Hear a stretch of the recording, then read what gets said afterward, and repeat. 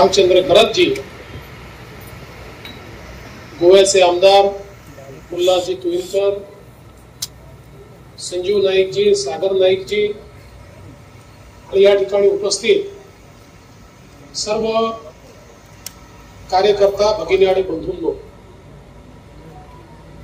पत्रकार सगळे या ठिकाणी उपस्थित आहेत। त्यामुळे पत्रकारांना आधीच सांगतो ही जाहीर सभा नाही, आमची कार्यकर्त्यांची बैठक होती, त्याच्यामध्ये तुम्ही आल्या, नाहीतर 10 वाजेनंतर तुम्ही सभा कशी घेता अशा प्रकारचा प्रश्न निर्माण करून उगीच आमच्यावर आचारसंहितेचा गुन्हा बिना दाखल करू नका।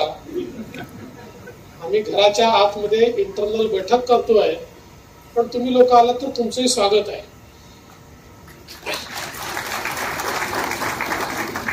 खरं म्हणजे या निवडणुकीमध्ये प्रचाराचे दिवस फार कमी मिळाले, कारण फॉर्म भरल्यानंतर दिवाळी सुरू झाली, त्यामुळे 5 तारखेपर्यंत आपण प्रचारच चालू करू शकलो नाही। आणि आता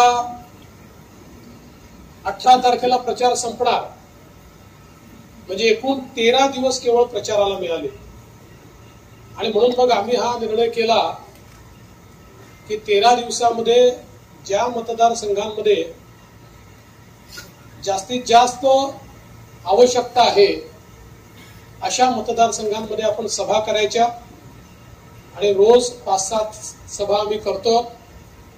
आणि अर्थातच हा मतदारसंघ 100% निवडून येणार हे माहिती असल्यामुळे इथे सभा घेण्याची कुठलीही आवश्यकता नाही हे मला माहिती होतं। पण तरी देखील अशा सगळ्या मतदारसंघामध्ये किमान आपण प्रचार संपल्यानंतर रात्री आपल्या कार्यकर्त्यांची भेट घ्यावी, या दृष्टीनं अशा काही मतदारसंघामध्ये मी फिरतोय। आणि म्हणूनच आज तुमच्यासारख्या सगळ्या कार्यकर्त्यांची भेट व्हावी म्हणून मी या ठिकाणी आलोय। खरं म्हणजे या मतदारसंघामध्ये आणि या नवी मुंबईमध्ये नाईक साहेबांनी केलेलं जे काम आहे हे कोणालाही सांगण्याची आवश्यकता नाहीये। खऱ्या अर्थानं नवी मुंबईचे शिल्पकार म्हणून नाईक साहेबांकडे पाहिलं जातं। आणि मी नेहमी पाहतो की मी मुख्यमंत्री असताना असेल, मी विरोधी पक्ष नेत्यांना असेल किंवा आता उपमुख्यमंत्री म्हणून असेल, या नवी मुंबईमध्ये कुठलीही गोष्ट ही जर जनहित विरोधी आहे असं नाईक साहेबांना वाटलं तर ते प्रचंड अस्वस्थ असतात। आणि कुठल्याही परिस्थितीमध्ये नवी मुंबईच्या विकासामध्ये तसूभरही डायल्युशन होऊ नये, चुकीचं काम होऊ नये, कुठेही चुकीचे रिझर्वेशन जाऊ नये, चुकीच्या पद्धतीनं जागांची विक्री होऊ नये, नवी मुंबईचे जे मैदान आहेत ते वाचले पाहिजेत, मॅंग्रोव्ज वाचले पाहिजेत, या ठिकाणचे जे काही आपले लंग्स आहेत, आपली फुफ्फुसं आहे, अशा ग्रीन स्पेसेस वाचल्या पाहिजेत, याकरता टोकाचा आग्रह त्यांचा असतो। आणि त्याकरता पडेल ती किंमत देऊन संघर्ष ते करत असतात। आणि म्हणूनच मला असं वाटतं की आज नवी मुंबई हे शहर देशातलं एक अतिशय उत्तम आणि सुंदर शहर झालंय, याचं कारण अशा प्रकारचे नेते या शहरामध्ये सातत्याने लक्ष ठेवून असतात आणि या शहराला एक दिशा देत असतात। महानगरपालिकेच्या माध्यमातून, राज्य सरकारच्या माध्यमातून सातत्याने त्यांनी ही दिशा देण्याचं काम केलंय। आणि म्हणून मला विश्वास आहे की याही वेळी आधीपेक्षा आजपर्यंत त्यांनी जी काही मॅक्सिमम लीड घेतली असेल, जो साहेबांचा रेकॉर्ड असेल, स्वतःचाच रेकॉर्ड यावेळेस ते तोडतील आणि प्रचंड मताने निवडून येतील। आणि नवी मुंबईमध्ये आपली जी बेलापूरची जागा आहे, ज्यावर मंदाताई म्हात्रे आपले उमेदवार आहेत, त्या ठिकाणी देखील भारतीय जनता पार्टी पूर्ण ताकदीने लढते आहे। आपले सगळे कार्यकर्ते कामाला लागलेले आहेत आणि मला विश्वास आहे की या दोन्ही जागा भारतीय जनता पार्टी निवडून येईल आणि 100% निकाल नवी मुंबईचा हा भारतीय जनता पक्षाच्या बाजूने असणार आहे आणि त्या दृष्टीने निश्चितपणे आपण सगळे कामाला लागलेले आहात.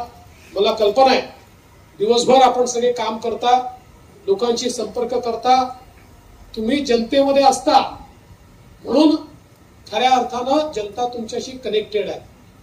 आज इतके वर्ष सातत्याने नाईक साहेबांच्या सोबत लोक काय त्यांच्यावर प्रेम का करतात तर नाईक साहेबांसहित तुमचे सगळे लोक, तुम्ही केवळ कार्यकर्ते नाही आहात तर तुम्ही एक परिवार आहात आणि हा सगळा परिवार सातत्याने कनेक्टेड असतो. म्हणूनच लोक वर्षानुवर्ष आपल्यावर प्रेम करतात आणि अपेक्षाही करायची असेल तर ती अपेक्षा आपल्याचकडनं करतात.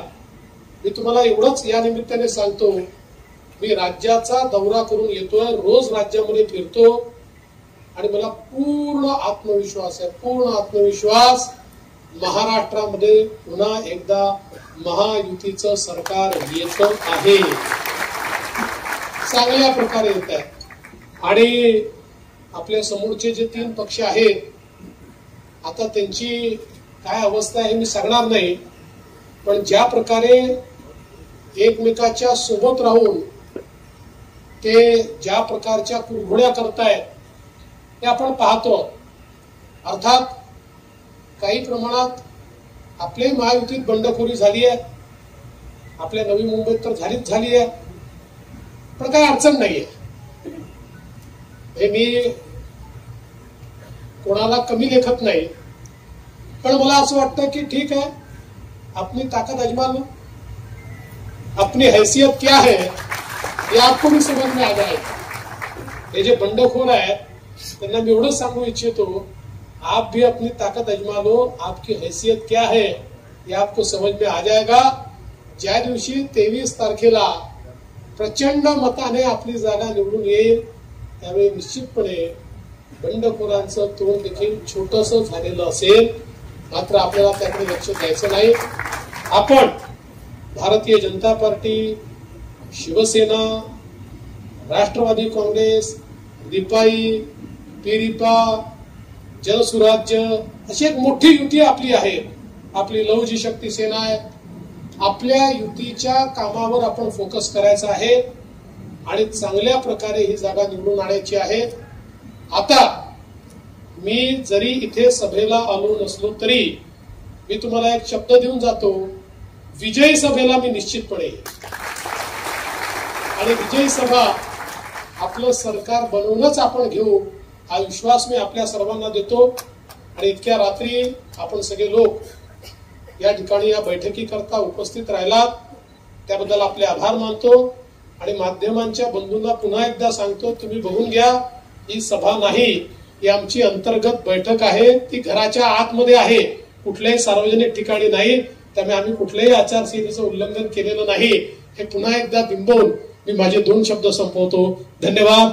जय हिंद, जय महाराष्ट्र.